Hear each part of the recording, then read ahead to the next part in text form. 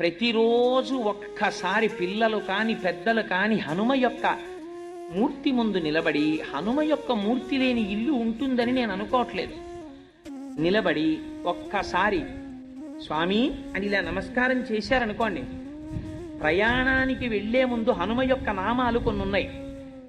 ఆ నామములను మీరు ఒక్కసారి చదివి బయలుదేరారనుకోండి, ప్రయాణ కాలంలో వెడుతున్నప్పుడు మీకు ఏదైనా ప్రమాదము జరగవలసి ఉన్నది అనుకోండి, గ్రహరీత్యా ప్రమాదం జరిగి నెత్తురు చిందవలసినటువంటి రోజు గ్రహస్థితిలో వచ్చిందనుకోండి, అప్పుడు మీరు అని ఆ నామాలు ఉంటాయి.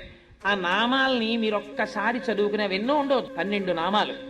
12 నామాలు చదివి మీరు వెళ్ళారనుకోండి, ఆ రోజు మీకు ఏ చెయ్యి తెగిపోవడమో, కాలు తెగిపోవడమో, తల పగిలిపోవడమో అయిపోయి నెత్తురు వరదలై కింద పడిపోయి స్పృహలేని స్థితిలో ప్రాణాపాయమునకు వెళ్ళవలసిన వాణ్ణి స్వామి ఏం చేస్తారో తెలుసా అండి?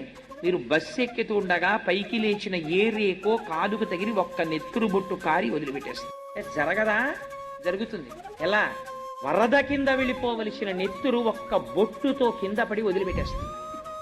అంత శక్తి స్వరూపం స్వామి, మహానుభావుడు, పిలిస్తే పలికేటటువంటి స్వరూపం హనుమ. అందుచేతనే ప్రతిరోజు పిల్లలు హనుమకి నమస్కారం చేశారనుకోండి, బుద్ధి విశేషణమైన ప్రచోదనాన్ని పొందుతుంది, యశో అపారమైనటువంటి కీర్తిని పొందుతాడు.